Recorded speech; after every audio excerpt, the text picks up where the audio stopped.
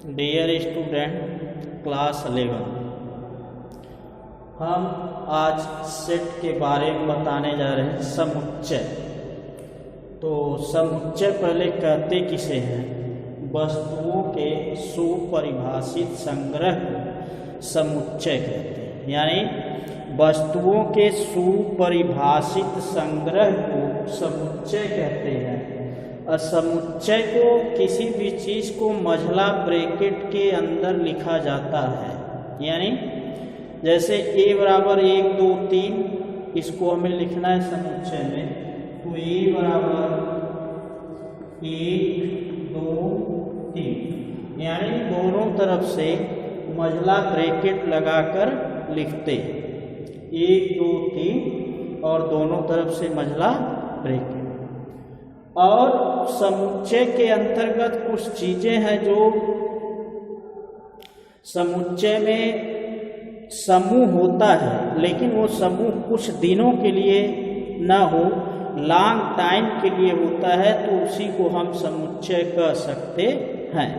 और समुच्चय के कई प्रकार होते हैं, यानी काइंड्स ऑफ सेट, यानी समुच्चय के प्रकार। समुच्चय के प्रकार तो पहला होता है डियर स्टूडेंट, जैसे पहला समुच्चय होता है एकल समुच्चय। एकल समुच्चय। एकल समुच्चय का मतलब होता है जिसमें केवल एक एलिमेंट हो, एक अवयव हो, उसे हम कहते हैं एकल समुच्चय। जैसे अंग्रेजी वर्णमाला में जेड के बाद वाई के बाद अक्षरों का समुच्चय।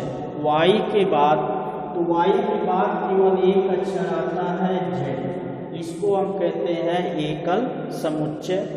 फिर दूसरा होता है रिक्त समुच्चय। रिक्त समुच्चय। रिक्त समुच्चय का मतलब होता है किसी बात को कहा जाए लेकिन उसमें कोई भी एलिमेंट न हो, उसे हम रिक्त समुच्चय कहते हैं। जैसे अंग्रेजी वर्णमाला के जेड के बाद अक्षरों का समुच्चय। तो अंग्रेजी वर्णमाला में जेड के बाद जो अक्षर होते हैं उनकी संख्या जो होती है, कोई अक्षर नहीं होता है, जेड के बाद कोई अक्षर ही नहीं होता है, तो इसको हम रिक्त समुच्चय कहते हैं। रिक्त समुच्चय को फाई से या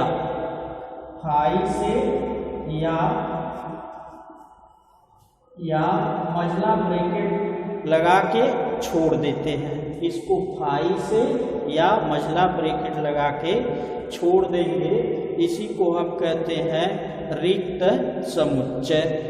अब हमारा फिर आता है अगला समुच्चय आता है। अगला समुच्चय तीसरा परिमित समुच्चय। परिमित समुच्चय। परिमित समुच्चय के अंतर्गत जिसको हम काउंटिंग कर सके, जिसको हम गिन सकें, उसको हम परिमित समुच्चय कहते हैं। जैसे ये कहा जाए कि अंग्रेजी वर्णमाला के स्वर अक्षरों का समुच्चय। तो अंग्रेजी वर्णमाला के स्वर अक्षरों का समुच्चय यानी उसमें 26 अक्षर हैं, तो इसको हम गिन सकते हैं, यानी जिसको हम काउंटेबल कर सकें उसे हम कहते हैं परिमित समुच्चय। फिर चौथा होता है अपरिमित समुच्चय। अपरिमित समुच्चय। अपरिमित समुच्चय का मतलब होता है जिसको हम गिन न सकें, यानी जिसको गिनना संभव ही नहीं हो। जैसे एक बोरा चीनी में दानों की संख्या, इसको हम गिन नहीं सकते हैं, तो इसको हम कहते हैं अपरिमित समुच्चय। फिर अब आता है नंबर 5वां। ये तो समुच्चय के प्रकार हो गए। अब हमारा एक उत्तर है दो समुच्चयों का सम्मिलन। दो समुच्चयों का सम्मिलन। इसको हम यूनियन से प्रदर्शित करते हैं। किससे? यूनियन से। ये जो प्रतीक हमारा, इसको हम यूनियन कहते हैं। इसका मतलब जैसे A बराबर 1 2 3, B बराबर 1 2 3 4, A बराबर 1 2 3, B बराबर 1 2 3 4। अब इसका हम कहें कि यूनियन लीजिए, इन दोनों का यूनियन, यानी A यूनियन B बराबर 1 2 3 4। अब 1 2 3 4 यानी जो दोनों में मिले उसको भी लिखते हैं, फिर जो शेष बचे उसको भी लिखते हैं। यानी जो दोनों में मिले, जैसे 1 2 3 ये दोनों में मिल रहा है, फिर ये जो 4 यहाँ पे हम लिख दिए, इसी को हम कहते हैं A यूनियन B। यानी A यूनियन B का मतलब जो दोनों में मिले, फिर जो शेष बचे। फिर अब एक उत्तर है दो समुच्चयों का सर्वनिष्ठ। दो समुच्चयों का सर्वनिष्ठ। इसी सर्वनिष्ठ को हम कहते हैं इंटरसेक्शन। इंटरसेक्शन इसको कहते हैं। जैसे A बराबर 1 2 3, B बराबर 1 2 3 4। तो इसको हम अगर इन दोनों का इंटरसेक्शन लेंगे तो इस दोनों में क्या, जो दोनों में मिले इंटरसेक्शन में हम उसी को लिखते हैं जो दोनों में मिले। तो दोनों में क्या मिल रहा है? 1 2 3, 1 2 3, यही इसका इंटरसेक्शन होगा। और इसका वेन आरेख कैसे बनाते हैं? वेन आरेख यानी वेनन डायग्राम। तो जैसे A B, अब इसको थोड़ा सा बड़ा करिए, A B जो दोनों में मिलता है डियर स्टूडेंट, जो दोनों में मिले उसको हम यहाँ पे लिखते हैं। जैसे इसको हम ऊपर बना रहे हैं यहाँ पर, जैसे A बराबर है एक ये ले लेते हैं, एक ये ले लेते हैं, यह A हो गया, यह B।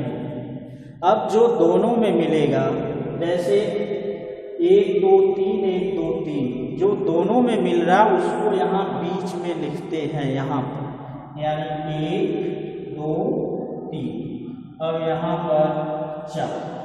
अब इंटरसेक्शन का मतलब इसको हम ब्लैक कर देते हैं, यानी यही 1 2 3 A में भी मिल रहा और B में भी मिल रहा है, यानी इसी को हम कहते हैं इंटरसेक्शन। तो अगर वेन आरेख में बनाना हो तो इसको हम यहाँ पर दिखाएंगे जो दोनों में कॉमन हो, यानी दोनों में मिले। अब हम फिर बताते हैं दो समुच्चयों का अंतर। दो समुच्चयों का अंतर। तो दो समुच्चयों का अंतर क्या होता है? जैसे A में कुछ एलिमेंट दिया हो, B में दिया हो, तो A वाला एलिमेंट B से कुछ कट जाए और जो A में बचता है उसी को हम A माइनस B कहते हैं। जैसे A बराबर 1 2 3, B बराबर 1 2 3 4। अब A माइनस B,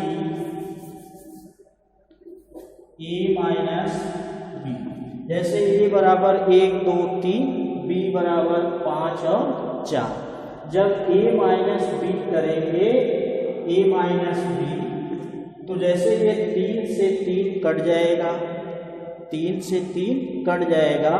अब देखेंगे a में क्या बच रहा है, तो a में हमारा बच रहा है 1 और 2, यानी a माइनस बी का मतलब होता है जब दो समुच्चयों को माइनस किया जाता है तो a में जो एलिमेंट b से कट जाए उसको छोड़ के जो a में शेष बचे, a में शेष बचे, b वाला नहीं, तो यहाँ पे 1 और 2 मिल रहा है, यही दो समुच्चयों का क्या होता है, अंतर।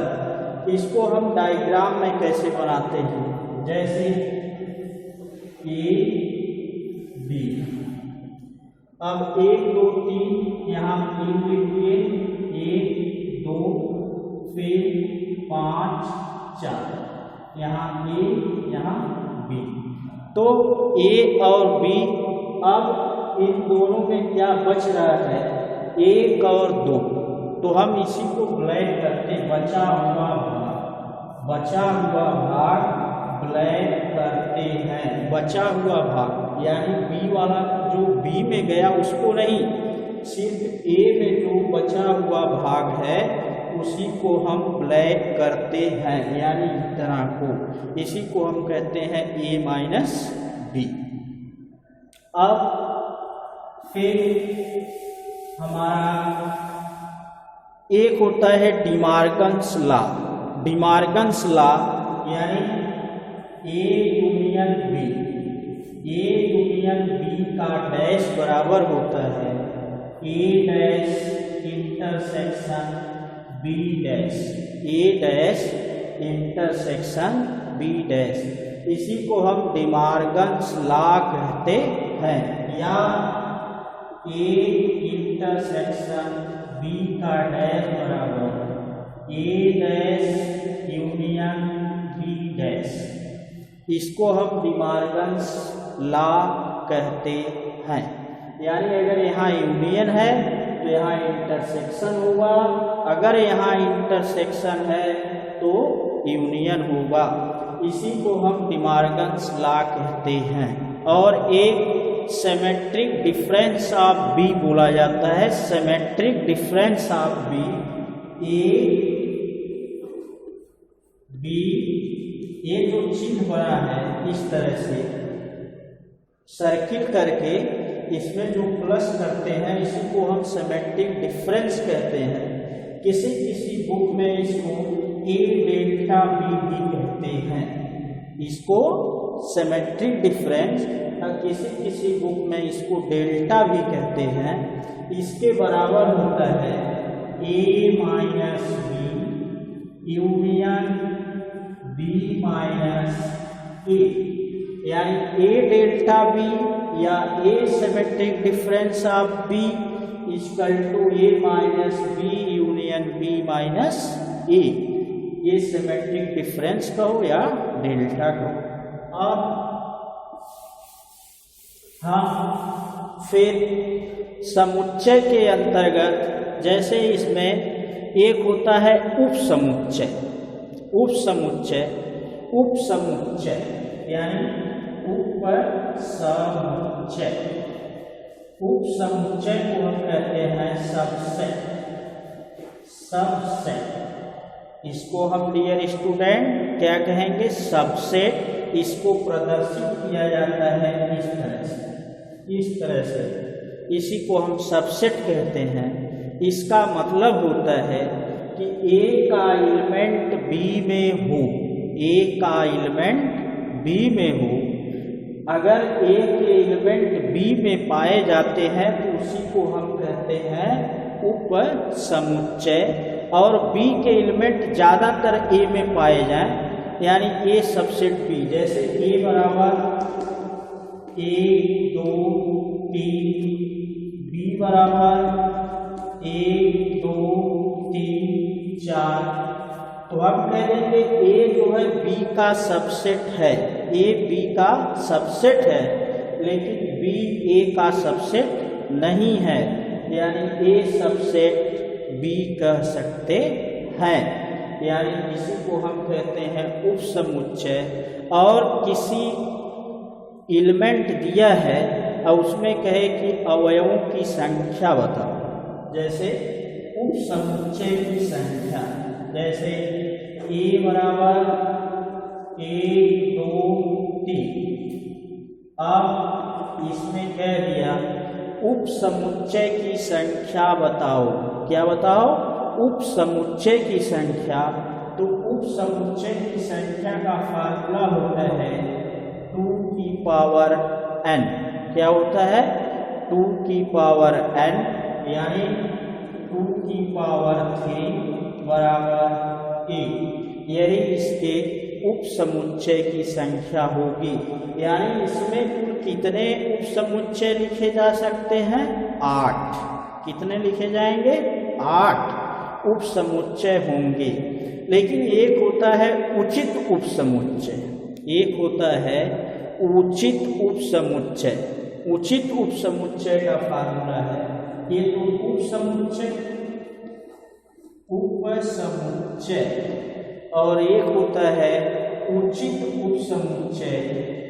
तो उचित उपसमुच्चय, उचित उपसमुच्चय का फार्मूला है 2 की पावर n-2। ये कहीं कहीं -2 भी होता है, 1 भी होता है, लेकिन सही यही माना जाता है 2 की पावर n-2। यानी उचित उपसमुच्चय में 2 एलिमेंट कम हो जाते हैं। वो कौन कौन? 2 की पावर 3-2, यानी ये हो जाएगा 6। तो उचित उपसमुच्चय की संख्या 6 और उपसमुच्चय की संख्या 8। यानी ये ख्याल रहे कि उपसमुच्चय में 2 की पावर n होता है और इसमें 2 माइनस कर दिया जाता है। यानी उचित का मतलब ये हो गया, यानी proper subset, number of proper subset, हम उसमें 2 एलिमेंटों को कम करके लिखते हैं, उसी को हम कहते हैं उचित उपसमुच्चय। तो उपसमुच्चय, उचित उपसमुच्चय और इनकी संख्या, अगर इसको लिखना हो तो कैसे लिखेंगे? जैसे 8 हैं तो 8 कौन कौन होंगे, उसको लिखते कैसे हैं? उपसमुच्चय को लिखना, जैसे अब हम यहाँ लिख रहे हैं उपसमुच्चय को लिखना, तो उसको लिखते कैसे हैं? 5 1 2 फिर 3 फिर 1 2 1 2 2 3 3 1 फिर 1 2 3, यानी 1 2 3 4 5 6 7 8। यही इसके उपसमुच्चय होते हैं। अब उचित में ये 5 वाला और ये खत्म हो जाता है, उचित में ये दोनों खत्म हो जाता है, उसमें बचता है 6। तो हम इस तरह से उपसमुच्चय को लिखते हैं। अब समुच्चय में ज़्यादातर पार्ट हो गया है। अब इसमें कुछ जैसे वितरण नियम है कि 2 समुच्चयों, अगर 3 समुच्चय हैं तो उनमें वितरण का रूल क्या है, क्रम विनिमय नियम क्या है, सहचर्य नियम क्या है, ये सब चीज़ें उसमें मायने रखती हैं। तो जैसे क्रम विनिमय नियम, क्रम विनिमय नियम, क्रम विनिमय में अगर A यूनियन B है तो B यूनियन A होता है, इसको हम क्रम विनिमय नियम कहते हैं, जिसको इंग्लिश में कम्यूटेटिव लॉ कहा जाता है। फिर सहचर्य नियम, सहचर्य नियम, सहचर्य नियम में जैसे A union B union C है तो इसके बराबर होता है A union B, A union B union C, तो A union B intersection C, या इसको यूनियन ही लिखते हैं। A union B union C बराबर A union B union C. ये जो हमारा है कौन सा रूल है, सहचर्य नियम का होता है। अब एक हमारा है वितरण नियम। वितरण नियम जैसे A union B union C है तो ये होता है ए यूनियन बी, फिर इंटरसेक्शन ए यूनियन सी। इसको डियर स्टूडेंट हम वितरण नियम कहते हैं, जिसको डिस्ट्रीब्यूटिव लॉ कहा जाता है। यानी ए यूनियन बी, ये जो यूनियन होता है इंटरसेक्शन हो जाता है, फिर ये यूनियन सी, इसको हम वितरण नियम कहते हैं। अब आप इस पे एक्सरसाइज लगाएंगे, जो नहीं आएगा नेक्स्ट डे बताया जाएगा। Thank you all of you.